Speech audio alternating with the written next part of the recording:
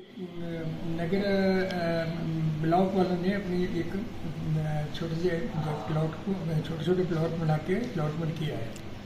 तो वो जो अलॉटमेंट किया है वो उन्होंने ऑप्शन पे किए है, जबकि हमें इसकी इन्फॉर्मेशन तक नहीं दी गई।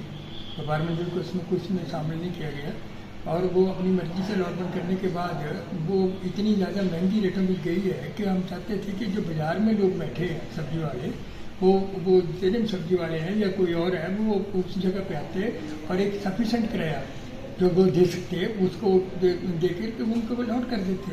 हमें इस बात की कोई ये नहीं है कि वो ऑप्शन भी इतनी महंगी गई है। तो वो लोग जो गरीब आदमी थे 203 एप्लीकेशन उनके पास आई, 30 खोखे थे, तो उन्होंने वो या तो उनके सिलेक्ट कर लेते कि 203 कौन कौन से लोग हैं जो जरूरतमंद हैं। वो ऐसी बात हुई नहीं है। वो तो वहाँ पर तो एक दूसरे से बढ़कर बोली गई और वो प्लॉट पर उन्होंने कर दी और करने के बाद फिर हमें पता चला कि ऐसे ऐसे कर दी। तो व्यापार मंडल की तरफ से मैं खुद अपने आप वहाँ पर वहाँ पर गया था, जब वीडियो साहब नहीं मिले थे तो इसमें हमने सोचा तो डी साहब से बात करते हैं। जिला मोदी के पास आए हैं तो अभी देखते हैं क्या उनके मिलना है, देखते हैं क्या व्यापार में जो अमृतसर से हमने कनेक्ट कर रखा है।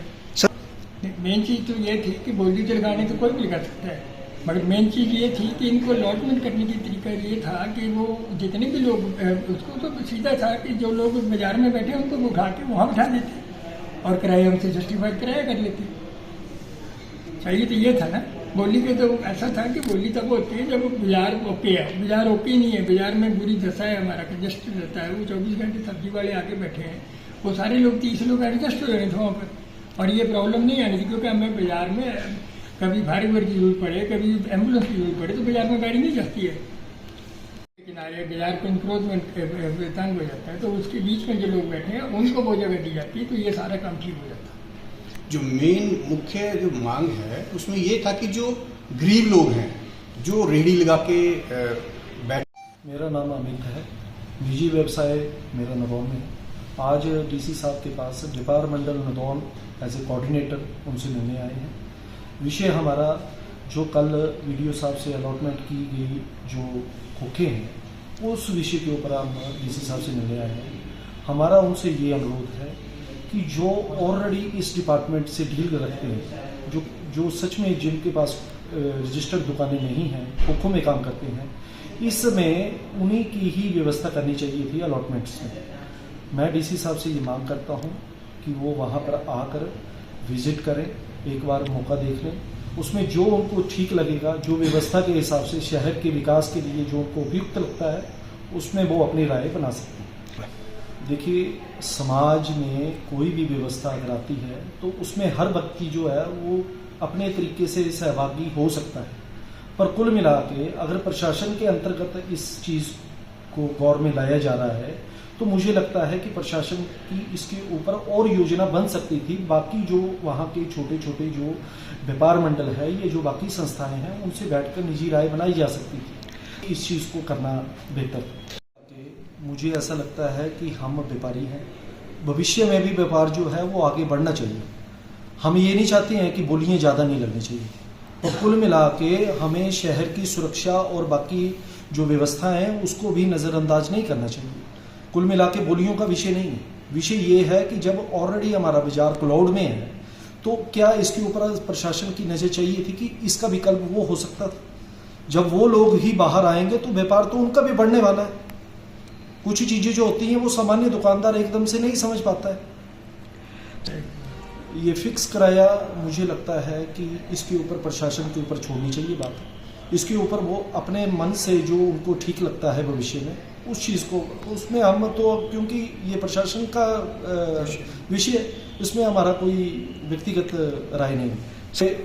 हम नदौन से आए हैं, हमारा नदौन का जो व्यापार है वो कई वर्षों से चलता है और भविष्य में व्यापार लोगों की सहूलियत के लिए किया जाता है, ना कि लोगों को तंग करने के लिए किया जाता है। आज हमारे शहर में एक भी पेड अनपेड पार्किंग नहीं है, जो हमारे लिए आज का सबसे बड़ा विषय है। वो विषय हम डीसी साहब से चर्चा में नहीं करने आए। हम ये चाहते हैं कि जो विषय ये जो अभी वर्तमान में जो चल रहा है इस विषय के ऊपर संज्ञान किया जाए। बाकी हम तो ये चाहते हैं कि व्यापार हमारे शहर का और बढ़े। हमारे शहर में लोग उतने घूमें आसानी से बच्चों के साथ, परिवार के साथ, एक प्रॉपरली उनका विजिट हो।